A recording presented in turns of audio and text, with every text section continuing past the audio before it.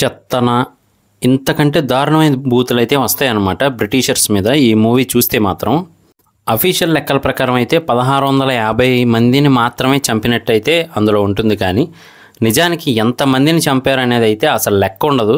దేని గురించి ఇదంతా అంటే మాత్రం కేసరి చాప్టర్ 2 అండి. జలియన్వాలా బాగ్లో అసలు ఏం జరిగింది అనేది మనకు కొంతే తెలుసు. ఏంటి అంటే జనరల్ డయ్యర్ అసలు బయటికి ఎవరిని రానివ్వకుండా గేట్లన్నీ వేసేసి అక్కడ అందరినీ కాల్చి చంపేశాడు అని మాత్రమే తెలుసు.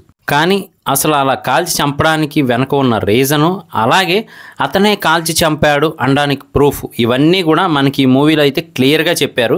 ఆల్రెడీ హిందీలో వచ్చినప్పటికీ తెలుగులో రిలీజ్ అవుతుందని నమ్మకంతోనే నేను వెళ్ళలేదన్నమాట. సో తెలుగులో అయితే మొత్తానికి ఈరోజు రిలీజ్ అయిపోయింది.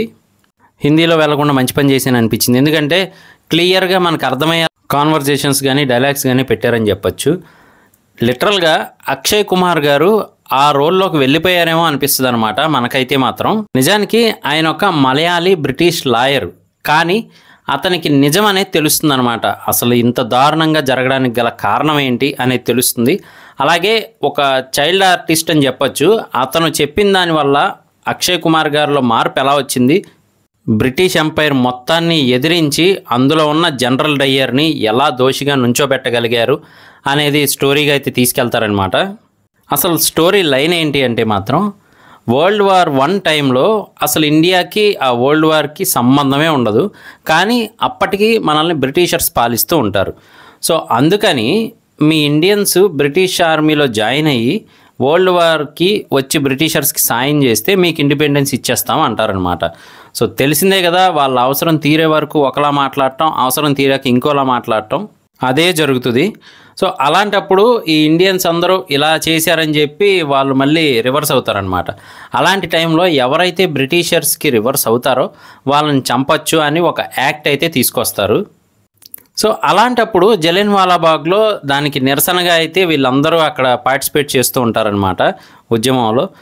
కానీ ఎవరి మీదైనా చర్య తీసుకునే ముందుగా అనౌన్స్మెంట్ చేయాలి, లేదు అంటే స్మోక్ గ్యాస్ అయినా వేయాలి. కానీ అది ఏది వేయకుండా డైరెక్ట్గా షూట్ అయితే చేసేస్తారనమాట అందరినీ కూడా. వాళ్ళ ప్రాణాలను కాపాడుకోవడానికి దగ్గరలో ఉన్న బావిలో దూకేస్తారు. ఒకరి మీద ఒకరు దూకడం వల్ల చాలామంది చనిపోతుంటారు.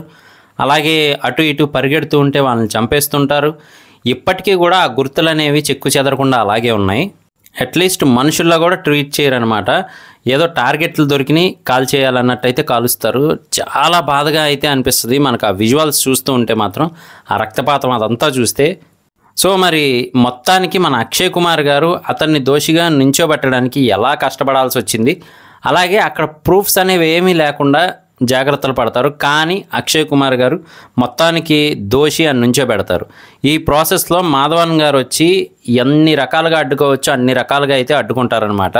ఫస్ట్ హాఫ్ అంతా కూడా ఆ స్టోరీ గురించి చెప్పడం, సెకండ్ హాఫ్ అంతా కూడా కోర్ట్ రూమ్లో నడుస్తూ ఉంటుంది అనమాట. అసలు నిజంగా వాద ప్రతివాదాలు అంటారు కదా, దానికంటే కూడా ఒక యుద్ధం అని చెప్పొచ్చు అనమాట. అలా అయితే ఉంటుంది. అక్కడ జరిగిన ఘటన మొత్తాన్ని అక్షయ్ కుమార్ గారు తనలోకి తీసుకొని రివర్స్లో ఫైట్ చేస్తే ఎలా ఉంటుంది అనేది కోర్టులో చూపిస్తారనమాట. అలా అయితే ఉంటుంది. అసలు దారుణాతి దారుణంగా జరిగిన సంఘటనని అక్షయ్ కుమార్ గారు తన మాటలతోనే తోటాలు పేలుస్తూ ఉంటారు. అలా అయితే ఉంటుందన్నమాట. ఓవరాల్గా ఇది ఒక మూవీ రివ్యూ అనటం కంటే కూడా జరిగిన యథార్థ సంఘటనని తెలుసుకోవాలి అందరూ అని అయితే చెప్పచ్చు. ఖచ్చితంగా అయితే చూడడానికి ట్రై చేయండి. ముఖ్యంగా యూత్ ఇలాంటి మూవీస్ కూడా చూడడానికి అయితే ట్రై చేయండి. ఎంతసేపు హీరో ఓవర్ ఎలివేషన్ ఉన్న మూవీస్, అలాగే హీరోయిన్స్తో లవ్ ఉన్న మూవీస్ కాకుండా ఇలాంటివి కూడా జరిగినాయి తెలుసుకుంటే ఇప్పుడు మనం అనుభవిస్తున్న ఫ్రీడమ్ కోసం వాళ్ళంత త్యాగం చేశారా అని అయితే తెలుస్తుంది అనమాట. సో నిజంగా ఇలాంటి మూవీస్ అయితే వస్తూ ఉండాలి. అలాగే అక్షయ్ కుమార్ గారి యాక్టింగ్ మాత్రం నెక్స్ట్ లెవెల్ అయితే ఉంటుంది.